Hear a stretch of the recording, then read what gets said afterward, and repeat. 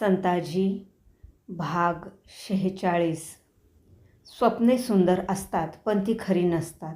सत्याचा पट समोर मांडताच पातशहांच्या ते लक्षात आलं. नागफण्यासारखा एक प्रश्न त्यांच्या पुढे उभा राहिला. दख्खनचा लढा आपण महाराष्ट्रात राहून लढायचा की कर्नाटकात जाऊन?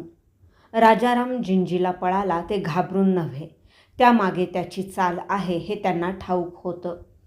तीच चाल आज धोकादायक ठरू लागली होती. युद्धविषयक धोरणावर त्याचा विपरीत परिणाम होत होता. महाराष्ट्रात ते जिंजी हे अंतर शेकडो कोसांचं. मधला विस्तीर्ण मुलूख मराठ्यांच्या हालचालींना मोकळा झालेला. रणांगणाचा पैस त्यामुळे वाढला. किल्ले जिंकून मराठ्यांचा मोड झालेला नव्हता. त्यांचे सरदार फौजबंदीने फिरत होते. त्यांचा पिच्छा पुरवण्यासाठी महाराष्ट्रात थांबावं तर राजाराम तिकडे कर्नाटकात राज्याचा मामला थाटील.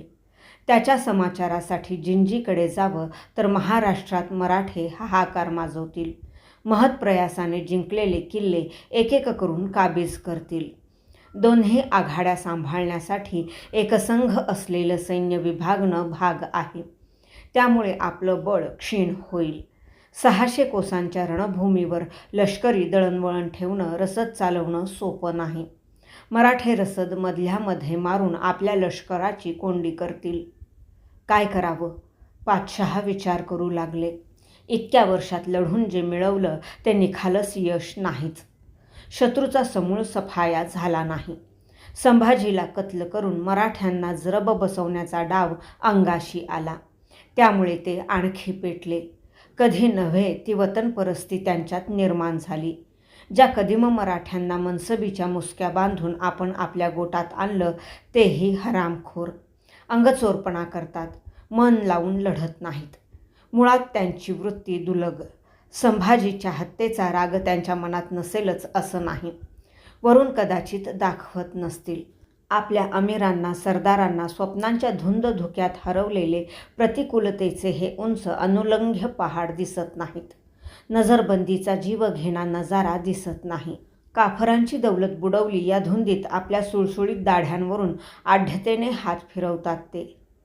पातशहांनी वजीर असदखानाला आपला निर्णय ऐकवला.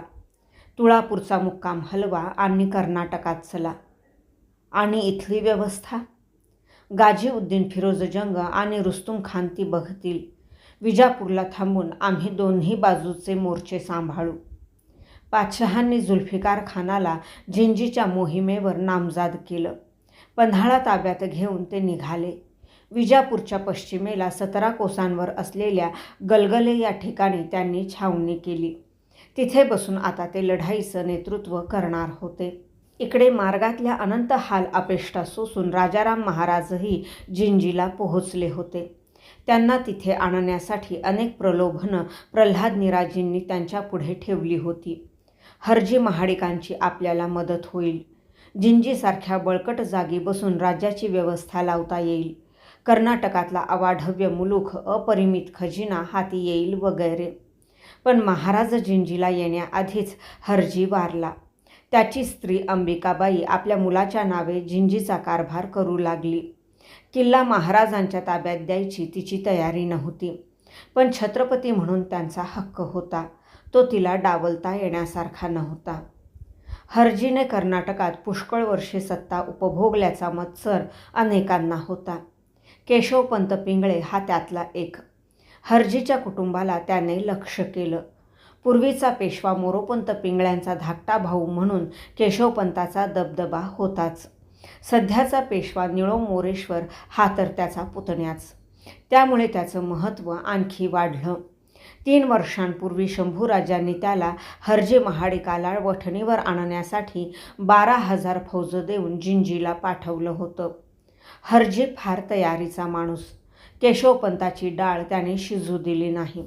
उलट शंभूराजांना धरून देण्याच्या कटाचा वहीम त्याच्यावर ठेवला आणि त्रिनोमाली या ठिकाणी अचानक छापा घालून त्याला कैद केलं. 5 महिने 10 दिवस कैदेत ठेवून हरजीने त्याची सुटका केली. तो राग पंताच्या मनात होताच. राजकारणाचा रंग बदललेला. गादीवर पोरसवदा छत्रपती आरूढ झाला आणि सत्तेची सूत्रे प्रधानांच्या हाती गेली.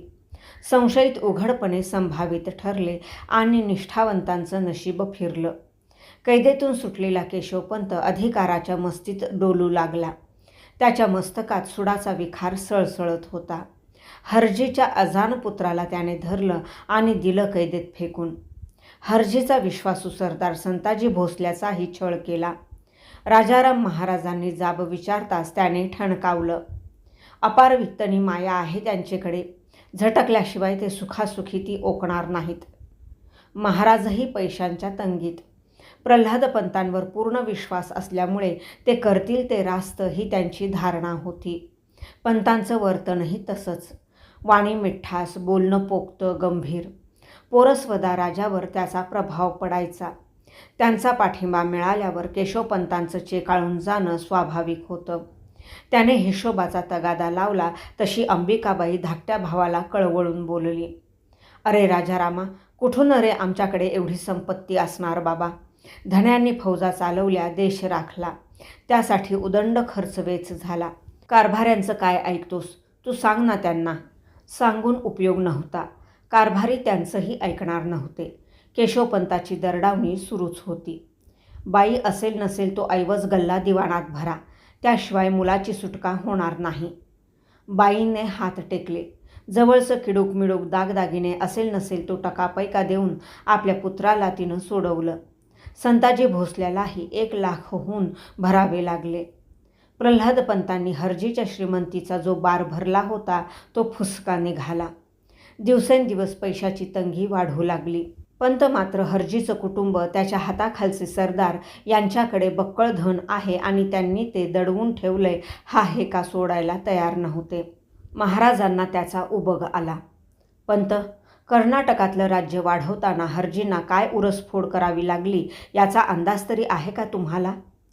स्वामी, एक लक्षात घ्या. 8 वर्षे इथे त्यांनी अनिर्बंध सत्ता भोगली. वसुलाचा भरणा वेळेवर कधीच केला नाही. सत्ताधीशाला द्रव्यलोभ नाही असं होऊच शकत नाही. द्रव्य असतं तर अक्कासाहेबांनी ते आमच्या पायांवर ओतलं नसतं.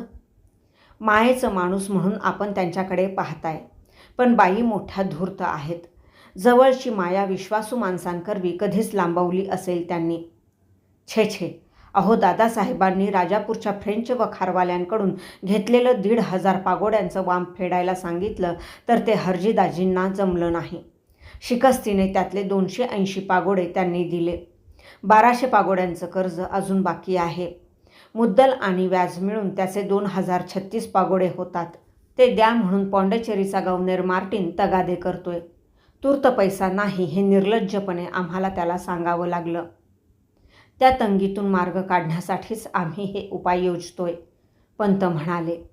द्रव्यसंचयाचा आणखी एक उपाय आहे. कोणता? आपण एक न्यायासन निर्माण करू.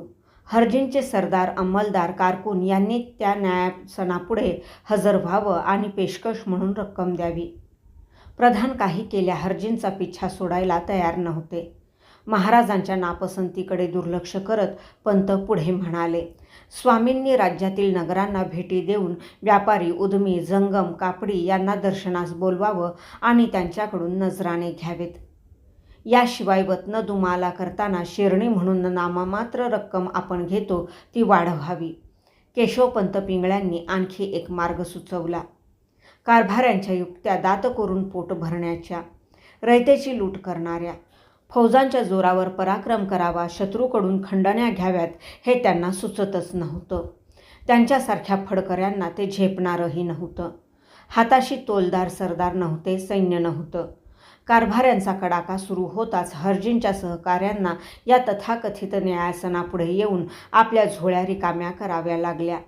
अश्वमेध यज्ञाचा घोडा फिरवावा तसं महाराजांना नगरानगरातून फिरवून प्रल्हादपंतांनी नजराणे घेतले. धनिकांकडून पैसे उकळले. फ्रेंच गव्हर्नर मार्टिनलाही त्यांनी दम भरला. पॉंडिचेरीच्या तटबंदीचं काम ताबडतोब थांबवा, नाहीतर आमच्याशी गाठ आहे. फ्रेंच हळूहळू हातपाय पसरत होते हे खरंच होतं, पण त्यांच्या सत्तेला पायबंद घालण्यासाठी पंतांची ही दमदाटी नव्हती. त्यातून काही द्रव्य मिळतं का ते त्यांना चाचपायचं होतं. स्वकीयांना पिळून घेतल्यावर परकीयांना भय घालण्यासाठी पंत गर्जना करू लागले. वलंदेज, फ्रान्सिसी, फिरंगी, इंग्रज हे केवळ उद्यमी नव्हेत. भूमी बळकवावी, आहेत ती स्थळे राखून नवी संपादावी, राजकारण करून स्वार्थ साधावा हा त्यांचा सहज हव्यास. व्यापारातून अपार द्रव्य संचय केला त्यांनी. त्यांच्या घट्ट थैल्या सैल केल्या पाहिजेत. पंत भले तलवारीचे धनी नसतील, पण लेखणीचे लाभी. परकीय सत्तांचं राजकारण त्यांना चांगलं कळायचं. कर्नाटकातल्या तमाम सत्तांनी छत्रपतींचं स्वामित्व मान्य करावं हा त्यांचा आग्रह योग्यच होता. पण त्यामागचा हेतू आपलं प्रभुत्व कायमस्वरूपी निर्माण करण्याचा नसून खंडणी रूपात काही द्रव्य पदरी पाडून घेण्या इतका क्षुद्र होता. बहुतेकांच्या लवकरच ते लक्षात आलं. महाराज चंद्रग्रहणानिमित्त समुद्रस्नानासाठी किनारपट्टीच्या भागात आले. त्या निमित्ताने फ्रेंच, इंग्रज, डच यांनी नजराण्याच्या रूपात काही पागोडे दिले. पंतांना फ्रेंचाकडून आणखी पैसा उकळायचा होता. त्यांच्या पुलुच्चेरी ठाण्यावर हल्ला चढवण्यासाठी त्यांनी फौज धाडली. फ्रेंचांनी धूर्तपणे फौजेच्या प्रमुखालाच लाच देऊन फितवलं आणि आपला बचाव केला. लष्करी बळ वाढावं म्हणून अनेक निरुद्योगी रिकामटेकड्या लोकांची सैन्यात भरती झालेली. शिपाई पेशा त्यांच्या रक्तात नव्हता. त्यांचा पगार द्यायला पैसे मिळेनात. मग या लोकांनी पोट भरण्यासाठी रयतेची लूट मांडली. कुठल्याही दुकानात जावं, हवी ती वस्तू उचलून आणावी. पेढ्यांवरच्या सावकारांना दमदाटी करून पैसे उकळावे असा प्रकार सुरू झाला. जिंजीला अराजक माजलं. ते थांबवावं, सुव्यवस्था निर्माण करावी याचे प्रयत्न झाले नाहीत. कारभारी त्यासाठी कुचकामी ठरले. अराजकाचा फायदा घेऊन जो तो आपल्या तुंबड्या भरण्याच्या खटपटीत होता. असं असलं तरी महाराजांच्या आगमनामुळे कर्नाटकातलं राजकारण मात्र ढवळून निघालं होतं. तंजावरचे सवाई शहाजी महाराज, मूळचे कुतुबशाही चाकर असलेले याचप्पा नायक, इस्माईल खान मका हे सरदार स्वराज्याला अनुकूल होते. कुतुबशाही जिंकताना पातशहांनी याचप्पा आणि इस्माईल खानाला जिंकलेल्या प्रदेशाची सुभेदारी द्यायचा वायदा केला होता, पण त्यांनी तो पाळला नाही. त्यामुळे दोघे इतराज होते. महाराजांना साथ द्यायची त्यांची तयारी होती. याचप्पाने कर्नाटकातल्या नायक पाळेगारांना एक केलं आणि त्यांना पीळ भरला. पातशहाने हिंदूंचा छळ करणार नाही अशी हमी दिली होती, पण आपला कार्यभाग उरकताच आमची देवळं पाडण्याचा, हिंदूंना मुसलमान करण्याचा हुकूम त्याने काढला. माझ्यासारखा कनोज वंशाचा राजपूत हा अन्याय सहन करणार नाही. आपण सगळे राजारामाला साथ देऊ आणि पातशहाशी लढू. याचप्पा धर्मनिष्ठ असला तरी धार्मिक आवाहन करून राजकीय स्वार्थासाठी त्याला नायकांची मोट बांधायची होती. त्यांनाही ते कळत नव्हतं असं नव्हे, पण पातशहांचं धर्मवेडच इतकं पिसाट आणि उघडं नागडं होतं की कर्नाटकातल्या नायकांना, पाळेगारांना याचप्पाचं म्हणणं पटलं. इस्माईल खान मकासह तो पेशवे निळोपंतांना भेटला. चन्नापट्टण मुक्कामी या दोघांना त्यांनी महाराजांपुढे पेश केलं. कुतुबशाहीच्या जिंकलेल्या मुलखाची सुभेदारी बादशहा आम्हाला देणार होते, पण पेशतर त्यांना त्याची याद राहिली नाही. अगर आपने हमारा हक हमें दे दिया तो हम जरूर आपका साथ देंगे. इस्माईल खान मका छातीवर हात ठेवून सुरम्याच्या रेघेने रेखलेले आपले डोळे नाचवीत म्हणाला. महाराजांना माणसांची गरज होतीच. मोगलांनी नुकत्याच जिंकलेल्या कुतुबशाही प्रदेशातला वसूल गोळा करायचे अधिकार त्या दोघांना देऊन त्यांनी हलवायाच्या घरावर तुळशीपत्र ठेवलं. दोघांचा मिळून 10,000 जमाव स्वराज्याच्या झेंड्याखाली आला. याचप्पा लगेच कामालाही लागला. त्याच्या वाढत्या हल्ल्यांनी बिचकलेले मोगलांचे ठाणेदार आपली ठाणी सोडून मद्रासला इंग्रजांच्या आश्रयाला पळून गेले. अशूर अली बेग नावाच्या ठाणेदाराला याचप्पाने कैद केलं. जिंजी आणि आसपासच्या प्रदेशातून मोगलांची सत्ता जवळजवळ नष्ट झाली. अवघ्या 5 महिन्यात 1.25 लाख लोक महाराजांच्या झेंड्याखाली गोळा झाले. अडचण अर्थातच पैशाची होती. गिरजोजी यादवाने रायगडावरून आणलेलं थोडंफार द्रव्य जिंजीला पोहोचवलं, पण ते फार काळ पुरणार नव्हतं. लष्कर पोचण्यासाठी स्वाऱ्या शिकाऱ्या कराव्याच लागणार होत्या. महाराज आता त्या तयारीला लागले होते. प्रदीर्घ काळ चालणाऱ्या या लढ्यातला एक महत्त्वाचा डावपेच म्हणून स्वामींनी वतनदारीचा वेगळा विचार करावा अशी आमची विनंती आहे. एक दिवस प्रल्हादपंतांनी प्रस्ताव मांडला. खरं आहे, महाराज म्हणाले, पण काही कदिम मंडळींचा त्यास विरोध आहे. त्यांची समजूत घालावी लागेल. त्यावर उसळून आतून अचानक बळ आल्याप्रमाणे पंत बोलू लागले. आपण धनी आहात. चाकरांची मर्जी राखण्याच्या भरीस राज्यकर्त्याने पडू नये. राज्य राखायचं असेल तर विरोध करणाऱ्या सरदारांपेक्षा वतनदार देशमुखांची भीड जास्त वागवली पाहिजे. त्यांचा भरवसा राखला तरच ते अंग मोडून राबतील, अंगेजनीने मोठमोठी कामे सिद्धीस नेतील ना. पंत आज जरा जास्तच वतनदारांची कड घेऊन बोलतायत असं महाराजांना वाटलं. स्वराज्याचा लढा केवळ वतनदारांच्या बळावर लढता येईल असं तुम्हाला म्हणायचंय पंत? तसं नव्हे, पण त्यांना दुर्लक्षूनही चालणार नाही. शंकराजी नारायण मावळात मसलती करताहेत ते कुणाच्या जीवावर? तिथला सर्वात मातब्बर देशमुख कारीचा सर्जेराव जेधे इतर सर्व देशमुखांची मोट बांधून त्यांना मदत करतोय. त्याची कर्तबगारी स्वामीस ठाऊकच आहे. रोहिडा किल्ल्याला गनिमाने परिघ घातला तेव्हा पठ्ठ्याने एका हाती तो मारून काढला. प्रसंगी मोगलांची कैद भोगली, पण स्वराज्यावरची निष्ठा ढळू दिली नाही. तुम्ही म्हणता ते खरं आहे. बाजी विलक्षण पिळाचा माणूस. स्वराज्याच्या सेवेत खपणारी जेध्यांची ही दुसरी पिढी. मावळात त्यांचा शब्द प्रमाण मानला जातो हे आम्हीही जाणून आहोत.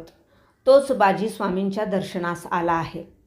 प्रल्हाद पंतांनी इतकं सांगताच हा वतनाचा मामला आहे हे महाराजांनी लगेच ओळखलं. बाजींनी स्वतः यायचं कारण नव्हतं. मागे रत्नोजी शिंदे आणि शंकराजी ढगे ही त्यांची 2 माणसे आली होती तेव्हा सारा खुलासा आम्ही त्यांच्याकडे केला होताच. त्याने नसेल झालं समाधान त्यांचं म्हणून स्वतः आले असतील. पंतांनी बाजीची महाराजांशी भेट घडवून दिली. महाराष्ट्रातील तमाम देशमुख, देशपांडे, देशकुलकर्णी, चौगुले, मोकादम, महाजन, शेटे यांची कैफियत घेऊन तो आला होता. या लोकांना पूर्वी वृत्ती होती, वतनं होती. निजामशाही, इदिलशाही सरकारांनी ती दुमाला केली होती. थोरल्या महाराजांनी ती अमानत केली. शंभूराजांनीही त्यावर विचार केला नाही.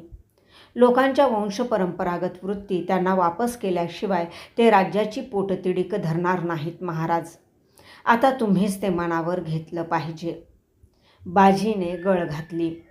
प्रधानमंडळाचा त्यास आधीपासूनच दुजोरा होता. अखेर महाराजांनी तमाम वतनदारांना कळवून टाकलं. अवघी यांनी हिंमत धरून गनिम निपटावा. तुमच्या वतनाचे मुद्दे आम्ही विल्हेस लावू. तुमचं गोमटं करू. बाजीला त्याचं वतन परत मिळालं. पातशाही चाकरीतील मराठा सरदार हणमंतराव निंबाळकरही वतनाच्या आशेने पुन्हा स्वराज्यात आला आणि एक दिवस सटवाजी डफळेही कर्नाटकात संताजींना येऊन भेटला. मोगलांच्या मनसबीवर लाथ मारून मी तुमच्या स्वाधीन होत आहे. बोला, कसानी काय निवाडा करता आमचा?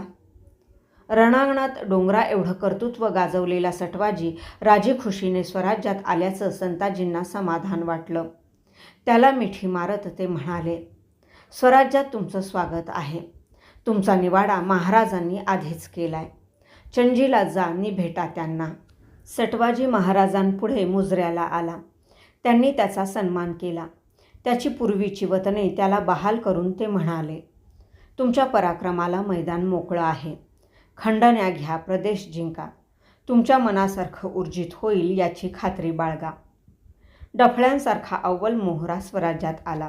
जे पातशहानं दिलं त्याहून अधिक महाराजांनी त्याला दिल्यामुळे इतर सरदारांच्या मनातही चलबिचल सुरू झाली. जिंजीला त्यांच्या विश्वासू माणसांची वर्दळ वाढली. ही माणसे कारभाऱ्यांशी गुप्त बोलणी करू लागली. पातशहाला जशास तसं उत्तर देण्याचा महाराजांचा हा एक प्रयत्न होता आणि तो बऱ्यापैकी यशस्वी ठरू लागला होता. ते खुश होते. भाग 46 समाप्त.